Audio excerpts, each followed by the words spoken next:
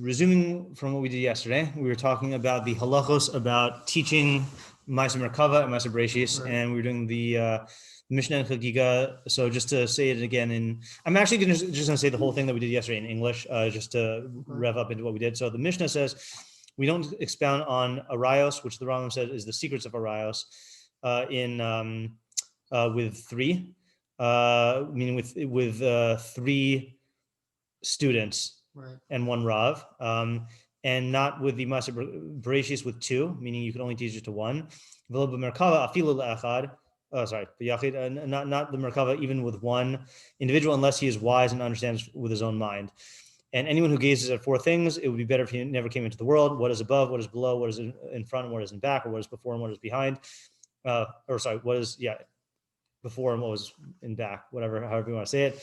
And anyone who does not have pity on the glory of his creator, it'd be better if he never came into the world.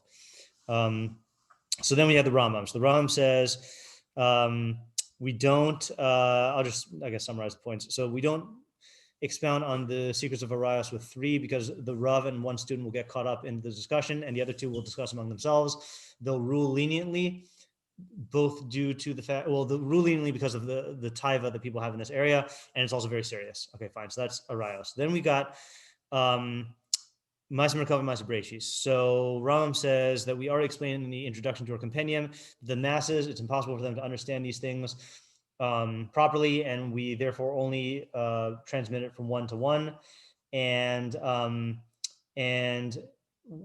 they have a way of confusing the minds of the naive person into thinking that they're the opposite of the truth when really they are the truth. So that's for Maaseh Bereishis. But then for Maaseh Merkavah, we don't expound at all, even to an individual, unless he can understand on his own mind, meaning he'll take the illusions that you give him and arrive at his own conclusions. And that's what it means that we transmit to him the heads of the chapters. And since, and this is, I want to read again, because this is important for what we're going to do today. So this is on the bottom of page, what was it, Reish Nun? Yeah. The left, second to last line, after number 8. There are ideas or concepts that are engraved in the souls of perfected people. When you explain them in language, and you make analogies for them. Pag taman, so then literally their taste goes bad, or their meaning goes bad. Yotzin minyan, and they'll depart from their concepts, meaning that they're going to become inaccurate.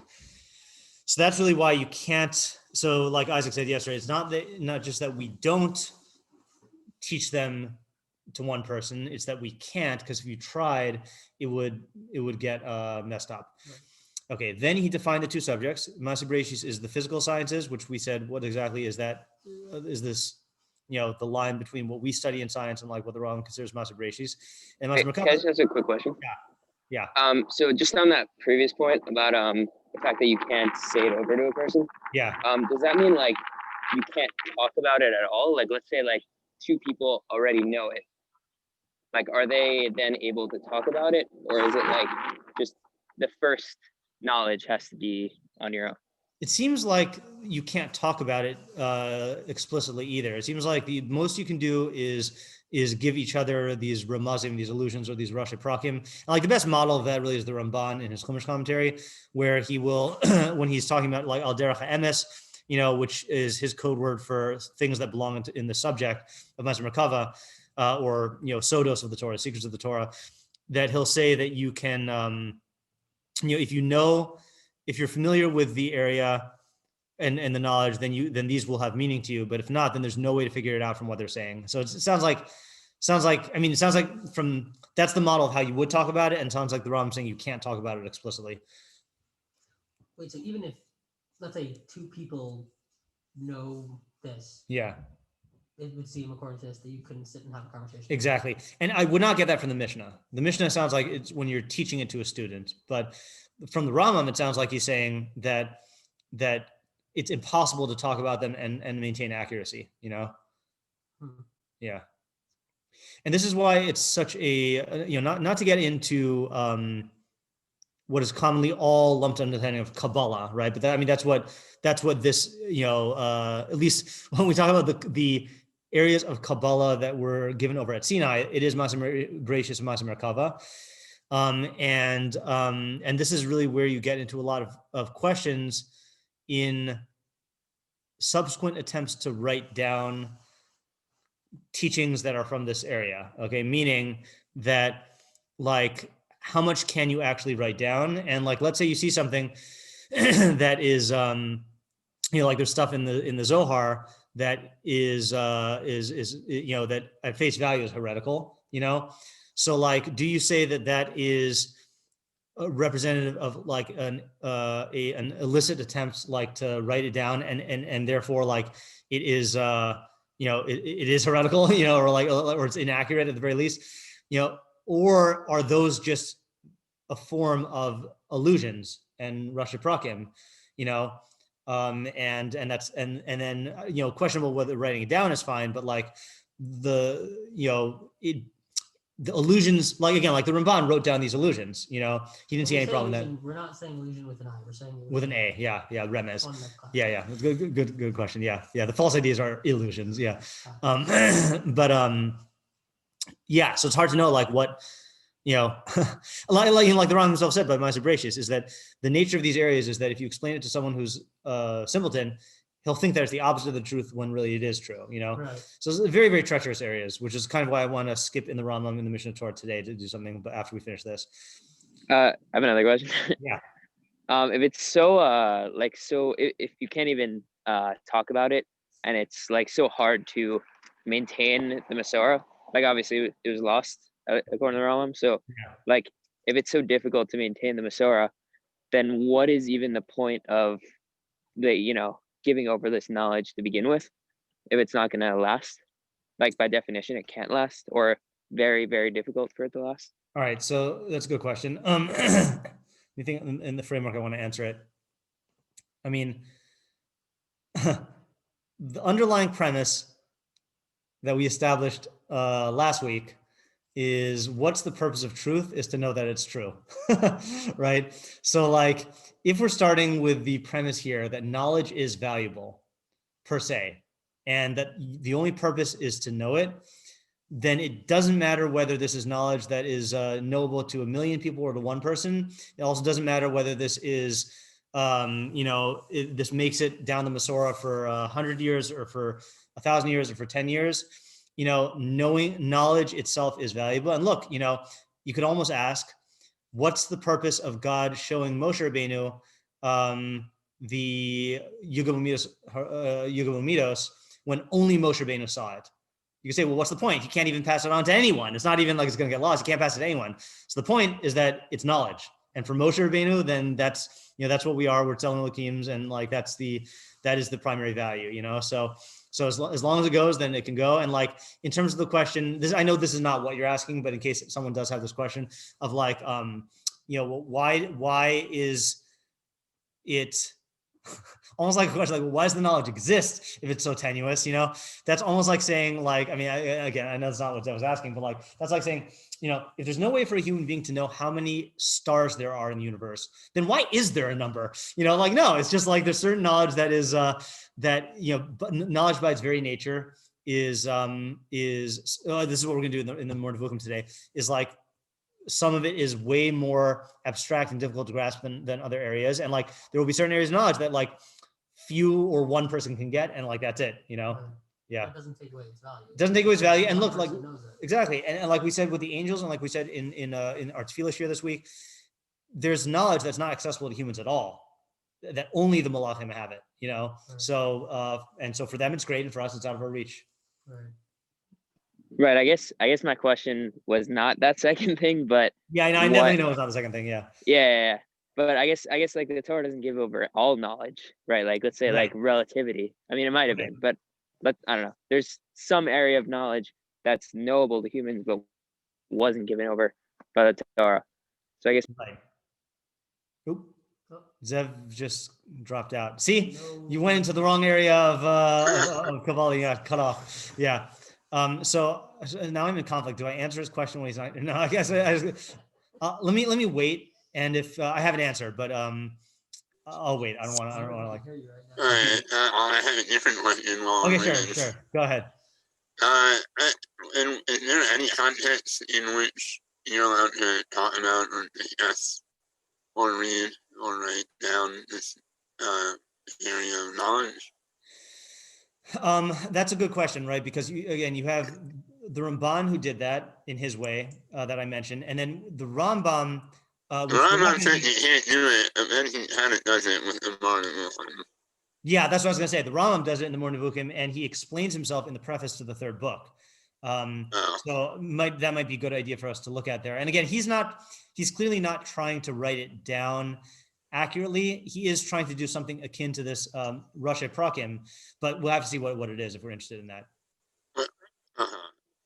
So outside of the Rashi Prakim, the Rambam, like, there's no other way to talk about this knowledge.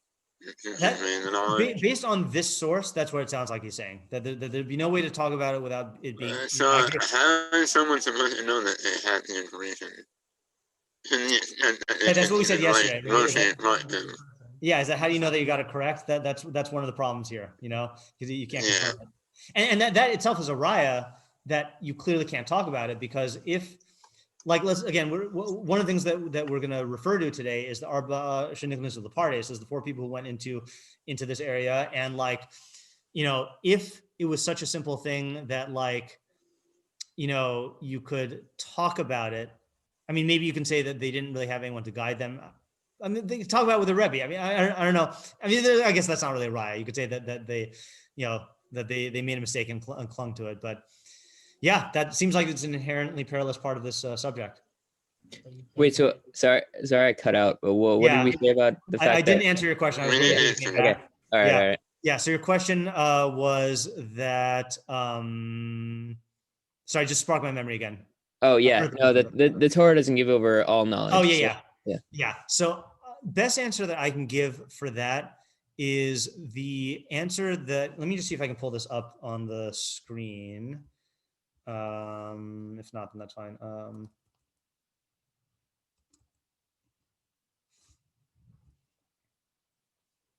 on here.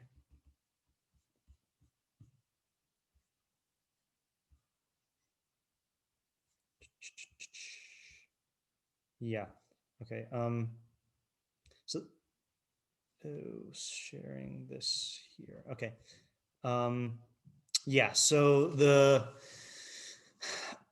best answer I have to that question about, like, why, seeing as how the Torah didn't give over, Hashem didn't give over all knowledge in the Torah. Some people would beg to differ, but then why this, and what makes this special? Like, why did he give over this? So the Ralbag in his Hakdama to Torah, when he says the 3 types of content that are in the Torah, there are mitzvos, which is halacha. There's midos, which is through the narrative portions, and then there's deos, is what he says is ideas about existence, and which really, according to him, is going to be physics and metaphysics. So he says the Ralbag's definition here. He says a chayil shlishi, or his explanation, hushim mashihik nasunanu haTorah mechachmas hanimsaos. This is what the Torah bequeathed to us in the science of existing things. Asher lo yitachen shnagia ilav b'derech iyun im lo b'kushi gadol. That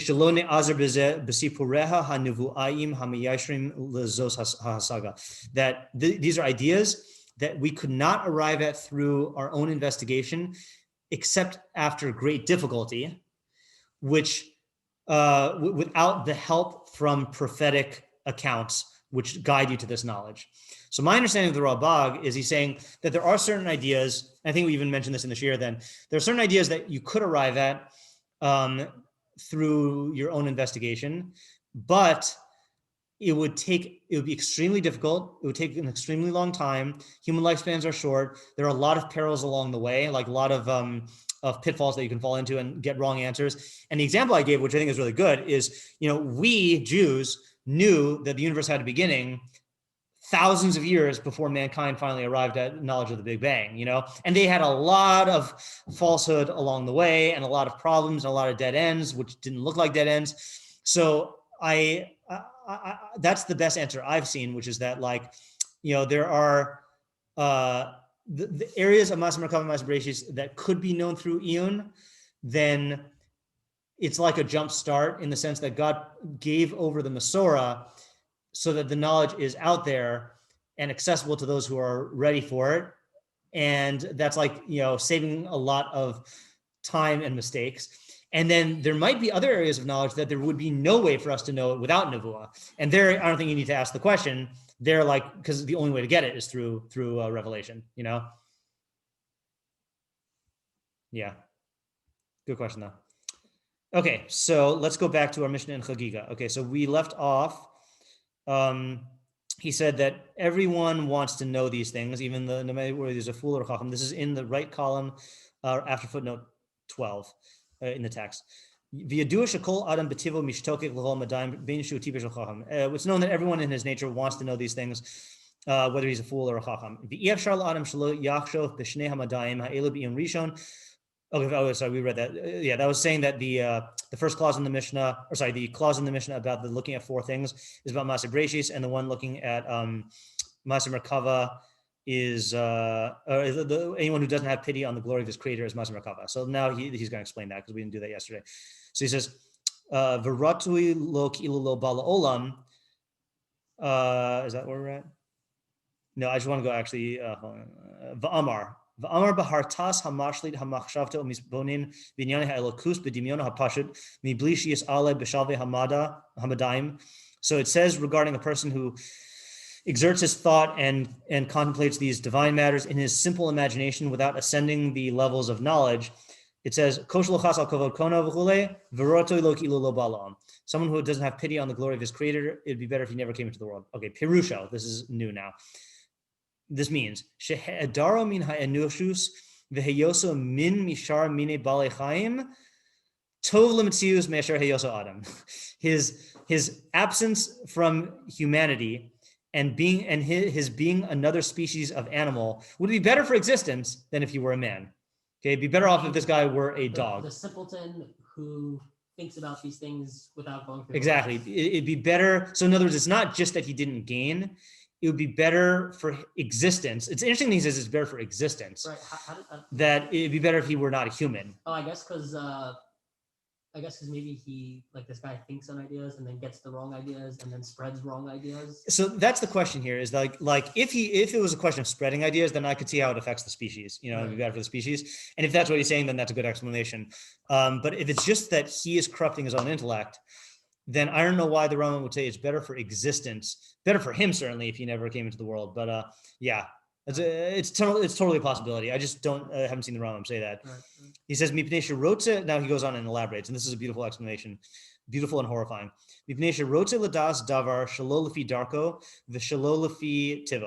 wants to know a thing, not in accordance with, now I'm pretty sure this is his way, its way and its nature. Okay, let's see if that works out. No one can imagine what is above and what is below, except for someone who's ignorant in matters of existence. We'll talk about it after this. When a man who is void of any knowledge or any science, when he desires, he's bonin to contemplate, kedei l'da'as ma al hashamayim, to know what is above the heavens, umatachas haaretz, and what is under the earth, b'dimyono hanifsad, in his deficient imagination, shemedame osam ka'aliyah al gabi habayis. He imagines what's above the heavens to be like an apartment above a house. V'chein ma haya kodem shenivru hashamayim, and also what is before the heavens were created, uma yihi acharei hadar hashamayim, or what's going to be after the heavens no longer exist. This is going to certainly bring him to insanity and desolation. Meaning, so what he's trying to do is he goes on. Take note of this wondrous expression. Amor be'ezer Eloki, that was said with divine help. That says, anyone who doesn't have pity on the glory of his creator. The intent in this, someone who doesn't have pity on his intellect, because the seichel is the glory of Hashem. Since he doesn't know the worth of the matter, this matter that was given to him, he doesn't know the worth of his intellect. Harihu mufkar bide taivosav v'naseh kebehema. Then he's cast off into the hands of his desires, and he becomes like an animal. V'kach amru mai shalochas al kono. Sorry, my shalochas al kavod kono. That's why the Gemara says, what is the case of kol shalochas al kavod kono? Zeha over avera baseser. That's someone who does a transgression in private. V'amru b'makom. And by the way, I think it's clear from the Gemara there and the Tosfos that it means, because obviously there are cases where we say that if you have a choice between doing an avera in private or in public, you definitely do it in private, so it doesn't cause Achil Hashem.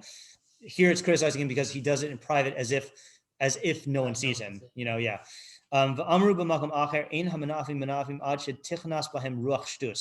The adulterers only commit adultery, don't commit adultery unless a spirit of foolishness enters them. V'zeh emes, and this is true. Because this is true because at the time of a desire or a lust, any desire or lust that it is, the intellect is not intact. Okay, let's pause here for 1 second here. So what he's saying is, if you try to exert your thinking in an area that is by definition impossible to think about, and I think of these, the easiest one is what was before the universe. So that's malifnim, what was before the heavens were created. So what you're dealing with here, is first of all, our whole process of knowledge is basically like forms and matter, like we're making observations and trying to understand the underlying principles behind them, the laws. So if you're talking about before the universe was created, or like in that first moment of creation, if you want to not go before the universe, like whatever, I don't know what fraction of a second they're up to now in terms of what science can say, when the laws of physics were being formed or before they were formed, you by definition can't understand it, because understanding would mean understanding the lawfulness. And if there was no discernible lawfulness, you're trying to you're barking up the wrong tree. You're trying to understand something that can't be understood. It'd be like if you tried to see sound waves, right. You can't, or see smells, maybe is a better example, like you're using a faculty, you're trying to use a faculty for something that it can't be used for. And I think that's why he brings in the imagination here, because the intellect, again, he says all of this more explicitly in Shmona Prakim when he says how the different parts of the mind work. But in essence, you have sense observations, and then your imagination records them and can manipulate them, and then your intellect draws conclusions from that or extrapolates from that. So you're trying to involve your imagination and intellect in something that is not material and not subject to understanding. Right. All your imagination can come up with is material and things. And therefore, it's by definition going to be false. You're going to be fantasizing and thinking that you're actually involved in deep knowledge. Right. Yeah. And he says here what is before and what is after means before the heavens were created and what is after. So that, I think those two are clear. What is above the heavens? So I think what he means by that is trying to approach metaphysics as he defined it, of angels, the soul, olam haba, God, how God relates to things, trying to approach that with his imagination as well, because that's non-physical things, and we can't have any positive knowledge of non-physical things. Right. So if he does think he has positive knowledge of these non-physical things, it's going to be just imaginations, and then when he says what is malamata, what is beneath, so he says lamata me haaretz. I think, matachas haaretz. Maybe like once you die. I don't think so. I don't think so. I think he means literally the aretz. Mm-hmm. And I don't know what he meant by that. And I I'm aware that geology was not a science until the 1800s. And I think they just did not know what was in the earth. I think they assumed that there was heat because they saw hot stuff. But I wonder if they had some sort of thing that in the same way that you can't really understand what the heavens are made out of because it's like a fifth element and we don't have anything like that on earth, then maybe there was something about under the earth. I have a shot of this, which I think is really good, mm-hmm. that fits into my explanation. I don't think this is what the Rambam is saying, but what I think it is in studying science, in physics, then physics is trying to get down to what everything is made up of and what the laws are that govern it, So you have, first there were the atomists who believed that everything was just atoms, and then they were able to break the atoms down into smaller parts and smaller. You're going to get to a level where you reach pure matter, which is not made up of anything else, and it lacks form. Because if it had form, then it wouldn't be pure matter, Right, you know? matter, right. So that, I think by definition, you can't understand. Because it is... Scientists gotten to that? Well, they're trying. I mean, Right. I think last I checked, it was string theory or quantum foam, and I don't know what either of those are, but you know, Right. Sounds smart. yeah. So like, but if you can think of it, you know, what does it mean to understand something? It means to break it into its component parts and understand their relation and how they work. But something which would be the most elementary form of matter, you couldn't do that with, because you can't break it down to anything further, and you can't understand how it works because it doesn't work. It just is. So I think if you try to understand that, that would be like a malamata, and you run into the same problem of like, you can't use your intellect and imagination to understand that. You just have to accept that that's... That, yeah, it just is. Yeah, it just is. And that's like, that's my shot on malamata, you know, because I think if it's a good parallel to like the malamala and malafni and malachor. Yeah. Okay.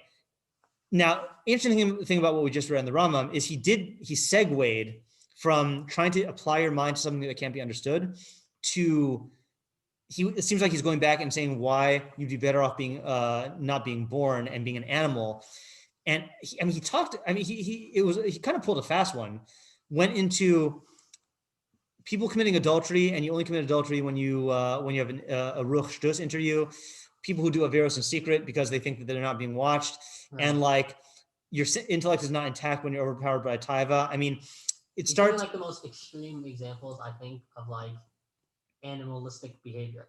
Right? Yeah. Because this is all like instinctual behavior that comes from, like I said, from a place of desire and not from like an intellectual, like if you were thinking intellectually, you'd be able to right. see that maybe it's not. So but my question is, what made him go from the realm of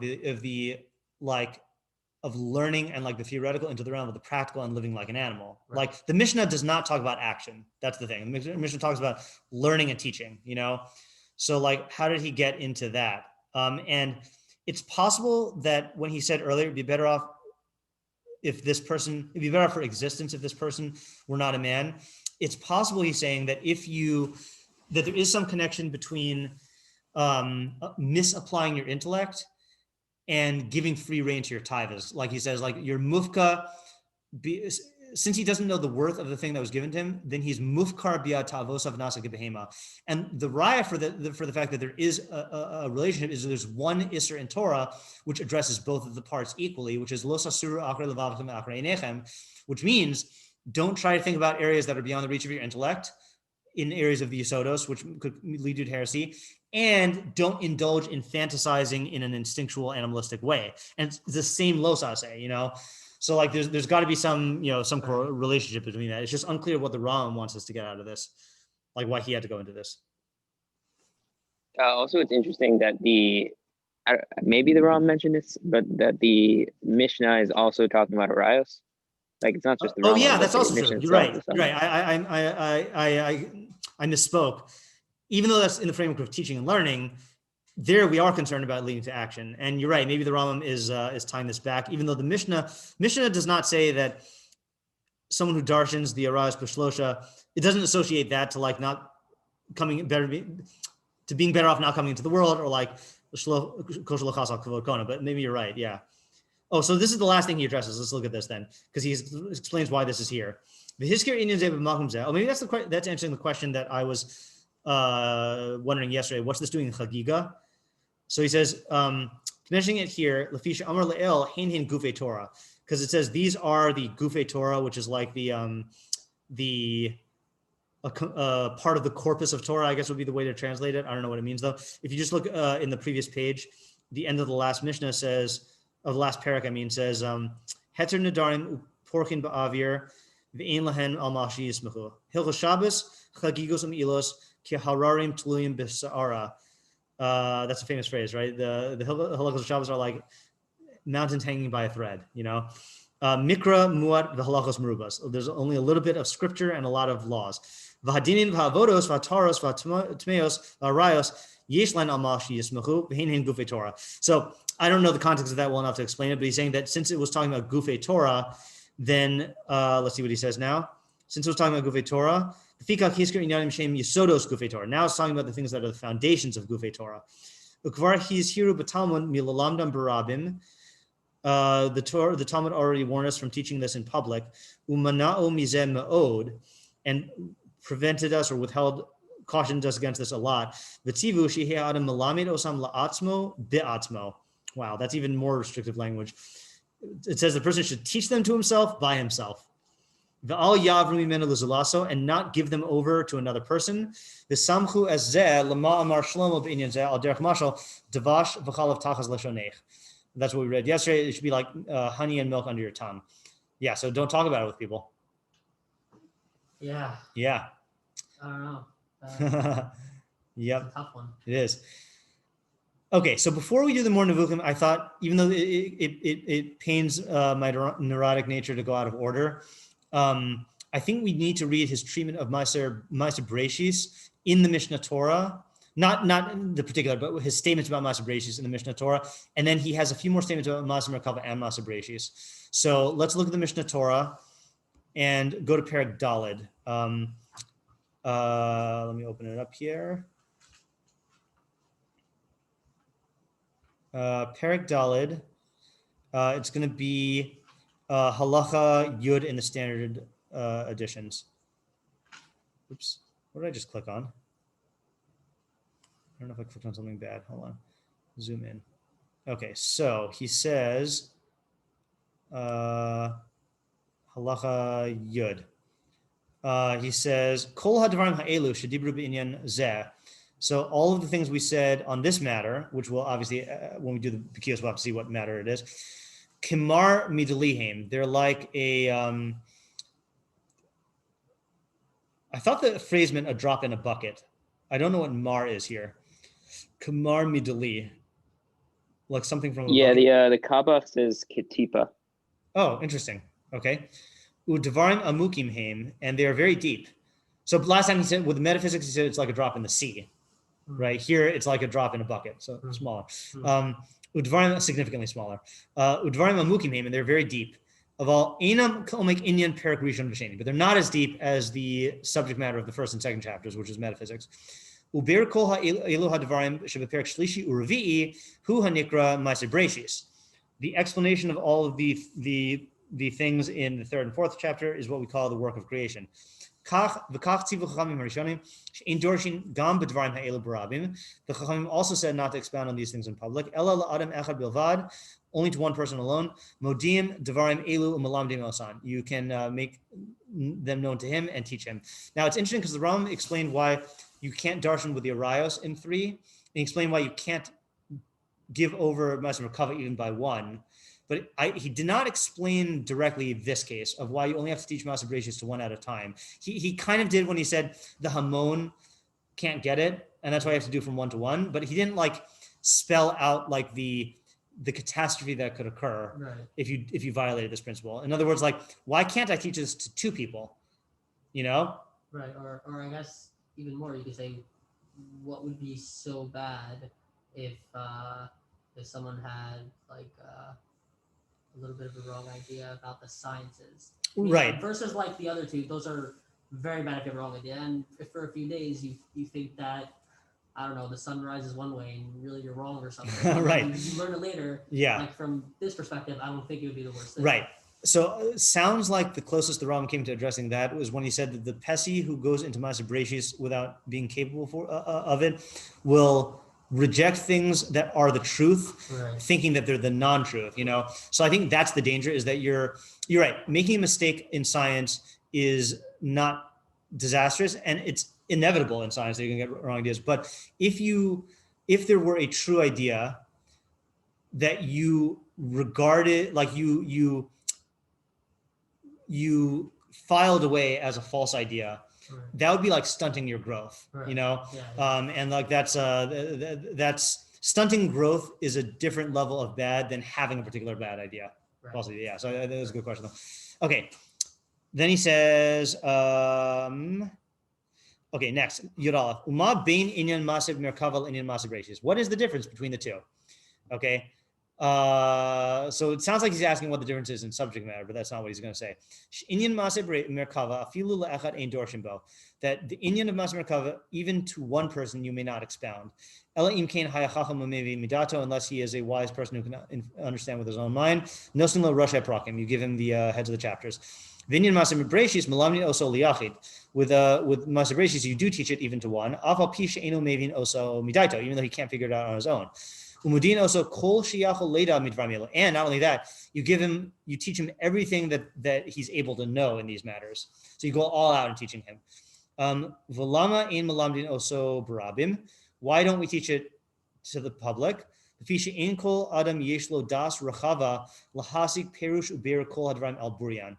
That because not every person has the knowledge, an expansive enough mind. Unclear what it means by das rachava. It doesn't mean abstractness. It doesn't mean like, certain creativity of thinking. I don't know what das rachava means.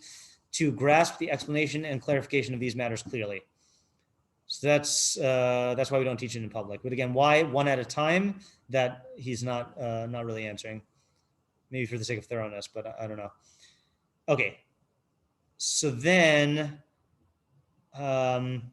You know what? I'm so torn. Okay, here's what we're gonna do. We're gonna compromise here. We're gonna read this. Okay. There's a lot to think about that's not on our topic, so we're gonna set that aside until we get to here in the natural course of things, and then only read what we get from here for our natural, for our topic. Okay. Bisman she'adam. Oh, so this is now the hidden fourth definition of Avas Hashem and Yiras Hashem. Okay. Which I wanted to withhold until we got to here, but then we got here early. So, Bisman she'adam mizbonim b'dvarim ela. When a person contemplates these things, now that's chapters 1-4. Umakir kol habruim, recognizes, I think it's chapters 1-4. Maybe it's not. Maybe it's it is. Umakir kol habruim, and recognizes all the creations. Mimalach v'gagol v'adam v'kiyotabo, from angel to celestial sphere to man, and that like him, meaning other terrestrial things. V'yireh chachmaso shel HaKadosh Baruch Hu b'chol ha'yitzurim b'chol habruim, and he sees the wisdom of HaKadosh Baruch Hu in all of the formations, all the creations. Mosif ahav alamakam, he will increase his love of God. V'titzma nafsho v'yichme basaro leho v'makam baruch hu, and his soul will thirst and his flesh will yearn to love God. To love the true existence, blessed is he. V'yira v'yivchad mishiflusu v'delusu v'kaluso, and he will be afraid and tremble from his lowliness and his frailty.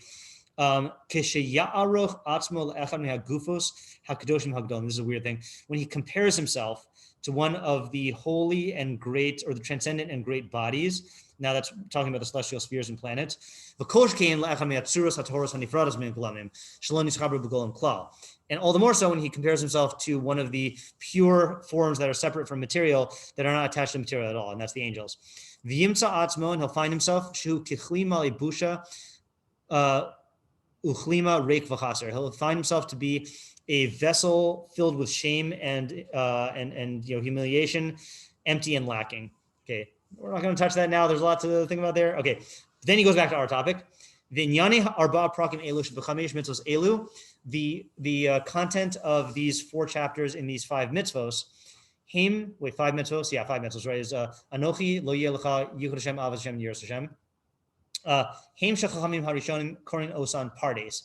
This is what the early sages called the orchard. Kamo she'amru arba nichnasu lepardes. Like it says that 4 went into the orchard. And that was Rabbi Kiva ben Zoma ben Azai and Acher. The Alpha Pi Shegdol Yisrael Hayu, and even though they were the greatest among Israel, the Chachamim Gdolim Hayu, and they were great Chachamim, Lo Kulam Haya Behen Koach Leda Ulhasi Kol Advarim Al Burian. Not all of them had the capacity to know and grasp all these things clearly. So again, that's the raya that I meant when I said there's no guarantees. These people were presumably ra'oi to whatever that means, to enter into pardes, but it's not a guarantee that they're going to make it out. Yeah, exactly. Okay, and now he says the famous directive. I think this is the first ani omer in the Mishneh Torah that we've seen. One of the rare statements that the Rambam says somewhere. I forgot if we read this in the introductory statements, that he says, everything in the Mishneh Torah is essentially a copy and pasting from one of the primary sources of Torah Shabbat Peh, Mishnah, Brisa, Tosefta, Sifra, Gemara, whatever.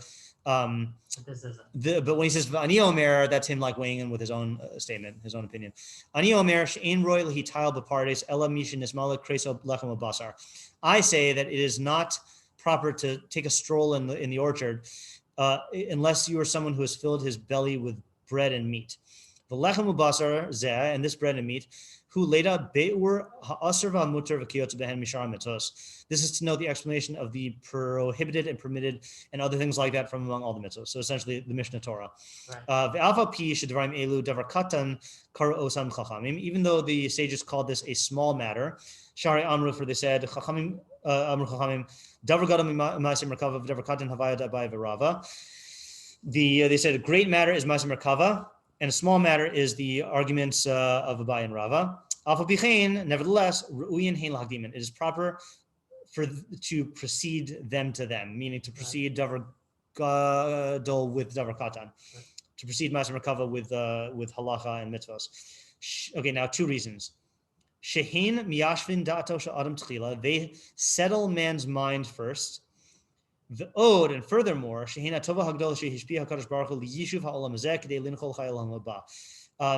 the great good that God has bestowed for the settling of this world in order to inherit Olam Haba.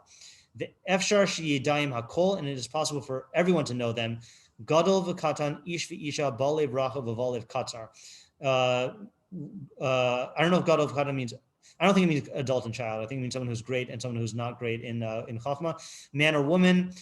Someone with an expansive mind and someone with a narrow mind. Yeah.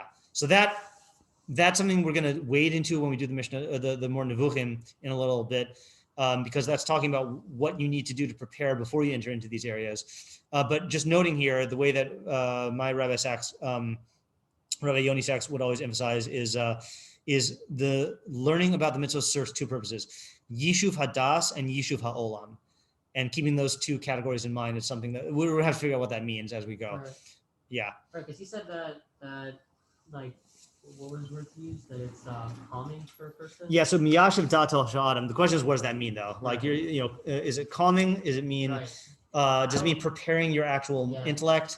I don't find that I'm very calm when I'm right. I definitely see the value in it, but I don't feel calm. Yeah, I don't think it means calmness. Right. It probably means like preparation. Mm-hmm. The question is how. Right. Okay. So with that, I think we can now go into the more Nevuchim, where he talks about why you shouldn't, why metaphysics is hard. Yeah. Now I'm in a bit of conflict here. Okay, there are 5 relevant chapters, or 5 candidates. Okay. The first 2 are about the difficulty of man's intellect thinking about certain areas in general. The next 2 are about why you shouldn't start with metaphysics and what the 5 problems are of going into metaphysics prematurely.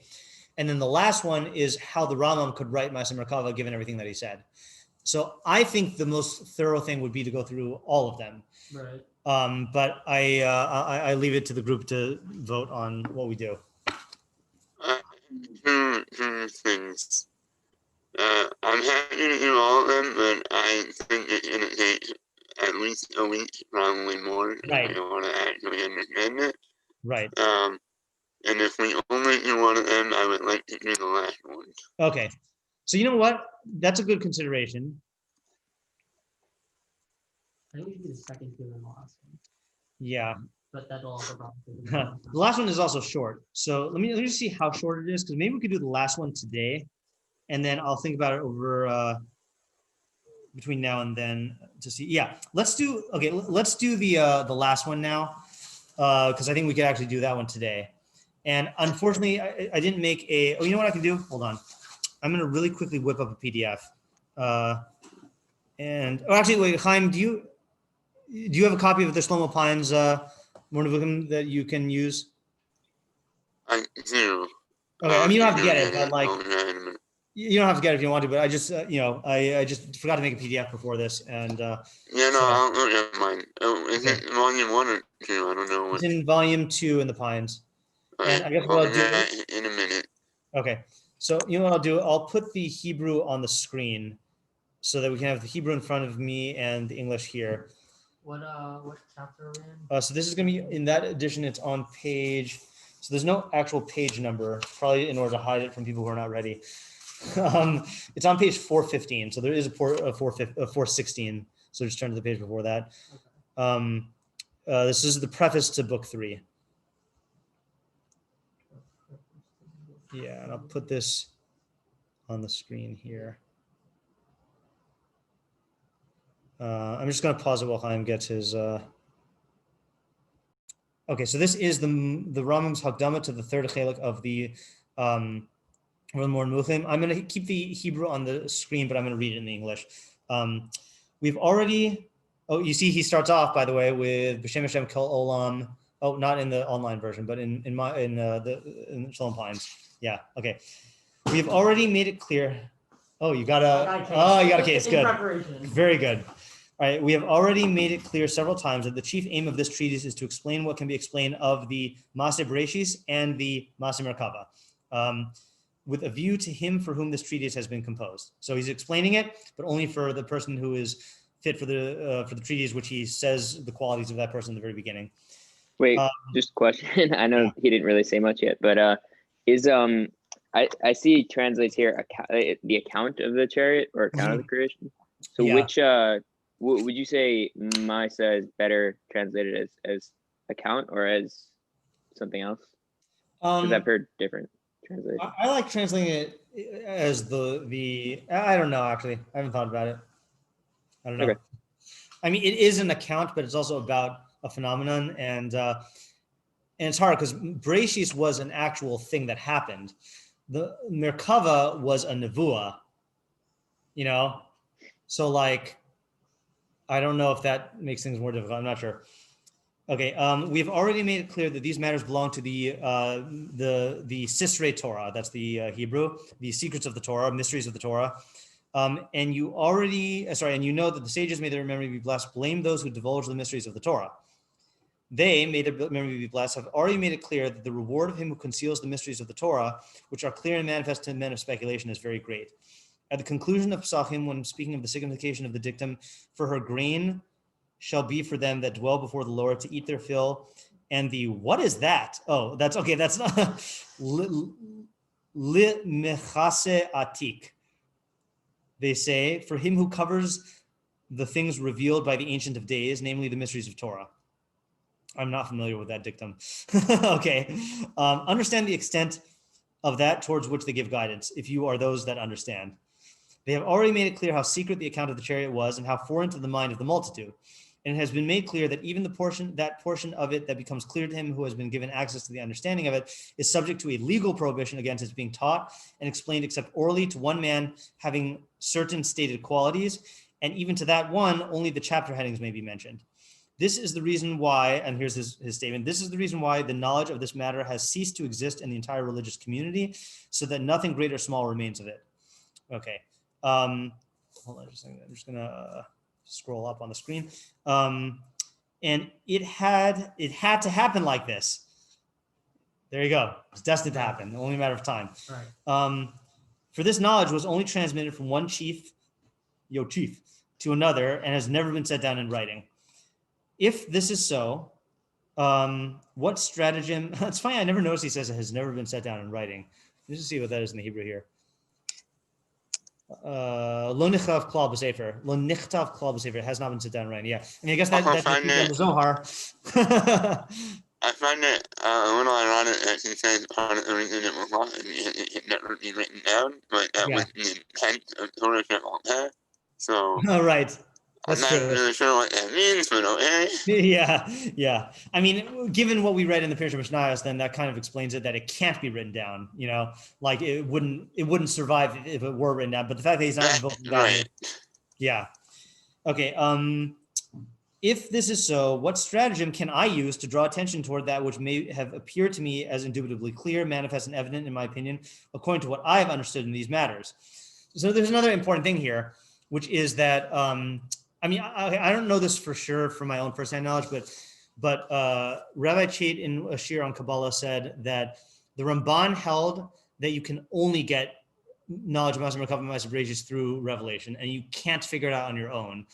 The Rambam evidently holds that you can figure it out on your own, because otherwise, if it has been lost, then how can he understand anything of it? So it must be that he holds that you can like rediscover it or recover it. And how is the Rambam saying that? The Rambam says this in his akdama to the Torah at the last paragraph, where he says that if you try to figure out any of his secrets of Torah that he writes down, it is impossible, and you will fall into heresy and incur God's wrath. Can you explain why you wrote it down then? Similar reasons to the Rambam. That's for people who have a Kabbalah ish mipi ish, going back to Moshe Rabbeinu, who have this Masorah going all the way back. So and he held that it wasn't you're lost. not. Your intellect can never arrive at it. Exactly. You're born Yeah. with this. Yeah. So something, or you're not. right. So again, it's interesting. Just the yin yangy type thing here is Ramban held that the Kabbalah was not lost and that he had it, but he held that it can't be arrived at except through a Masorah, and you can't figure it out on your own.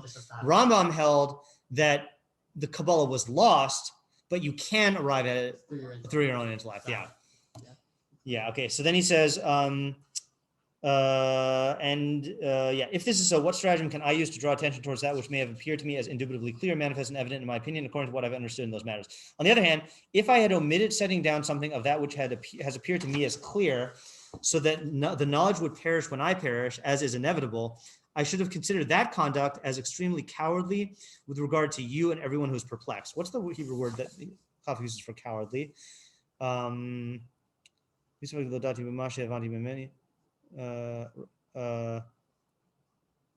Megunos. Despicable.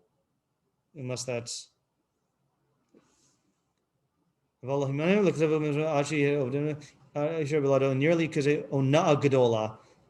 so it's like a great injustice. I don't know, cowardly. Yeah. So in other words, he's saying there are people like you who are worthy of it and who are perplexed, and there will be people like that. So how can I deprive people of that? How can I let myself die with this knowledge? Right. But at the same time, how can you give the knowledge over? Because, yeah, that's the dilemma. That exactly. So now he says it would have been, as it were, robbing one who deserves the truth of the truth, or begrudging an heir his inheritance. And both these traits are blameworthy. That was the Magunos thing. Okay. On the other hand, we got three hands now. As has been stated before, an explicit exposition of this knowledge is denied by a legal prohibition, in addition to that which is imposed by judgment. So meaning that he's saying it's usher and it's not a good idea. Right. In addition to this, there's the fact that in that which has occurred to me with regard to these matters, I followed conjecture and supposition. No divine revelation has come to me to teach that the intention in the matter in question was such and such, nor did I receive what I believed in these matters from a teacher. So he's also saying, additionally, I'm not sure about my own knowledge, in the sense that it's not like revelation, you know. But the text of the prophetic books and the dicta of the sages, together with the speculative premises that I possess, showed me that things are indubitably so-and-so. Yet it is possible that they are different and that something else is intended. So he doesn't even know whether this is true. Right. Now, rightly guided reflection and divine aid in this matter have moved me to a position, as I shall describe. Okay, so he's saying that he arrived at this solution based on, I just want to see what the phrase is in the Hebrew. Yeah. Tavuna hanachona v'ha'azara ha'elokis. Okay, so he was helped by God and by good understanding to do this. Namely, I shall interpret to you that which was said by Yechezkel the prophet, peace be upon him, in such a way that anyone who heard that interpretation would think that I do not say anything over and beyond what is indicated by the text, but that it is as if I translated words from one language to another or summarized the meaning of the external sense of the speech. Okay, yeah, so you're just gonna think that he's not really doing anything. On the other hand, if that interpretation is examined with a perfect care by him for whom this treatise is composed and who has understood all its chapters, every chapter in its turn, the whole matter, which has become clear and manifest to me, will become clear to him so that nothing in it will remain hidden from him. So if you follow the entire Moreh Nevuchim as was intended in order. Then when you get to this part, and if you're ready, then it'll transfer his views to you. Yeah, that's the code. This is the ultimate term that is possible to attain in combining utility for everyone with abstention from explicit statements in teaching anything about the subject, as is obligatory. So that's the best you can do. After this introduction has proceeded, apply your mind to the chapters that will follow concerning this great, noble, and sublime subject, which is a stake upon which everything hangs and a pillar upon which everything is supported. Yeah, so again, very similar to the Ramban, but the difference is that the Ramban is saying if you have been taught in this orally and were ready and you're initiated, then you'll be able to see the ideas and what he's saying. But the Rambam is saying if you followed everything I've said up until now and you have the right qualities, then you'll be able to see what he's saying. Right. Yeah. Okay. Right. I think I will have to decide whether I think Chaim's right, is that it's going to take a very, very long time to go through the chapters, and they're going to be interesting, but I might be better to just stick to the Mishneh Torah. So I'll have to think about it. Even if we don't do it, I recommend that you go through it though. I don't quite, what do you think on God? Can a person understand the knowledge based on what he wrote without the Torah, or? I don't think so. Yeah. Well, why did he write it down? Why what? Why would he write it down? He wrote it down for other people who did who got this If you Masorah. had the Masorah, presumably you already knew it, so you don't need the text. No, I don't think it's like that. I think it's like knowledge, meaning that that like there are certain things that are passed down, but there's still insight to be gained from this and further explanations of that content, and that's what he's really trying to give people. That's how I understand it. Okay. Yeah. Fine. That makes more sense. And also, if you want to check out a wild Rashi, I mean, there's a let's just quickly look at a wild Rashi. I mean, it's probably not Rashi. It's probably quoting someone, but if I can't find it, I'll just paraphrase it. Let me just look it up really quickly. Rashi.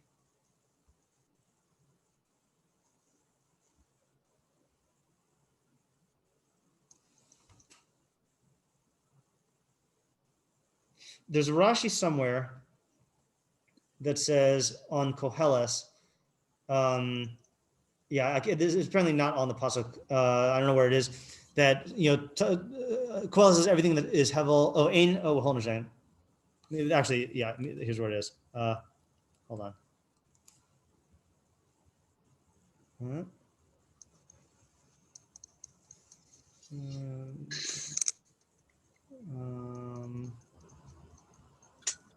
Yep. Okay, got it. Let me just share the screen.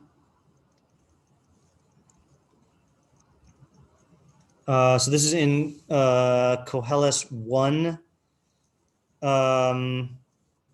Mashayahu sheyeh umashenasahu sheyeh ve'in kol chadash tachas hashemesh. So that which was is that which shall be. That which was done is that which will be done. Ve'in kol chadash tachas hashemesh. There's nothing new under the sun.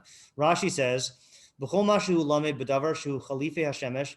Anything that you learn that is English here says in exchange for the sun. I'm not sure what he means by that. Ein bo chidush. There's nothing new. Lo yireh ela haya kavar shenivra b'sheshis bereishis. You won't find anything else that wasn't already created from sheshis bereishis. Aval ahoge b'Torah.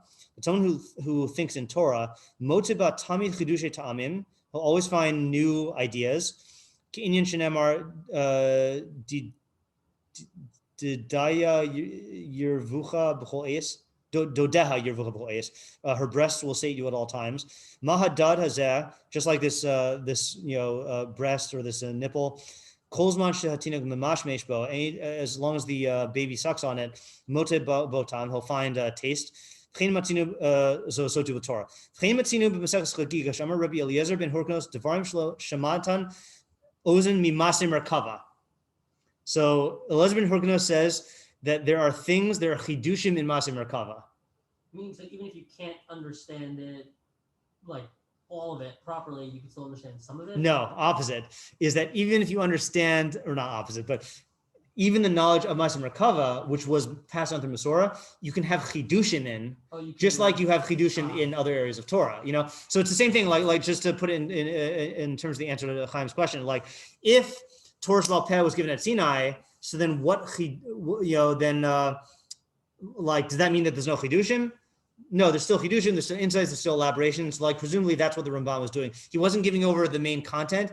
He was giving over ideas in the Mishneh Torah, whether they're chidushim or explanations. I'm not sure, but that's what he was doing. That's why he was saying that if you're not a person, if you don't have this this understanding of Maaseh Merkavah, that's like part of the Masorah that you just have. You won't even understand any of this because it's chidushim based on that. So if you don't have the full understanding of that, exactly. If you're not getting the basics, literally no way I have a really bad analogy, and it's bad because it's just so loose. But like, if you didn't know anything about physics, okay, there's no way that E equals mc squared could ever have any meaning to you, you know. But if you're holding in all physics and in math, and like you know what the big problems are, and you know the English language enough to know like that, you know, the word, you know a bunch of different kinds of things. So then maybe if you had never been taught E equals mc squared, you could derive relativity and a bunch of insights from that one little formula. Right. That would be like a remez, you know. I don't think it's not such a bad analogy, right? No, okay, yeah. Alrighty. So we'll figure out what we're going to do tomorrow. Okay? Hopefully this is good. I was going to say, I'm happy to do the morning. Okay. Yeah. I also wasn't sure because you said you're going through it with your dad, and so have you already been through those parts in the first chalek? It's like first chalek, I think it's like 31 or 32 or something. I did a very long time ago. Okay, fine. Okay, fine. So maybe I'm happy to as long as you don't mind. And okay, all right. I'll think about it. Okay. All right. See you later. Thanks. All right. Bye.